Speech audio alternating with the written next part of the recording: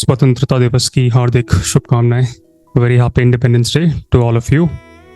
It's a very important day for all of us. 15th August 1947 marks the end of a colonial era. Not sure about the colonial mindset. English is still considered to be the language of elites. Legal system has always had those colonial underpinnings. From history to law to culture, words like my lord, landlord still prevail. Our cultural attitude still deplorable. Lighter skin still preferred, considered more beautiful. From the matrimonial ads on the newspaper, preferring light skins, to building billion-dollar companies selling those products, imprinting in our minds the value of white skin. And this lingering of colonial mindset is not unique to India. Many former colonies grapple with the psychological legacies of colonization.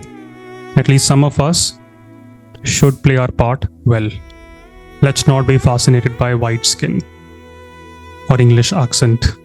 Language is a medium. Language has always been a medium.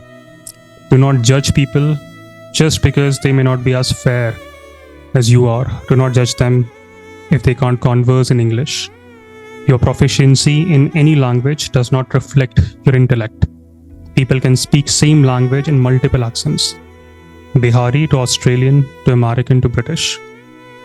So instead of passing judgments on foreign accent, Bihari accent, be accommodative, be kind-hearted. Every person is born different. Every person faces their own set of challenges. And every person fights and will fight and conquer over those challenges. And each one of us is fighting those challenges, those wars. We're playing that part of hero or heroine in our lives. Let's make one promise at least, and let's take a pledge that let's do something at least once a year for this country. It also means let's not do things that bring shame to this country. There are many tourists who travel abroad with Indian passports and they steal accessories from hotels. There are tour guides in India who harass foreign tourists who visit India, and we do nothing. We just watch and pass comments amongst ourselves. It is very wrong to think that only Indian ambassadors or IFS officers, they are representing India.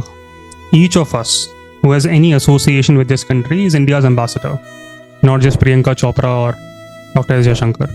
So more than just saying Happy Independence Day, let's take independent actions. All of you in some way or the other are privileged. You get access to this community, you get access to stable internet.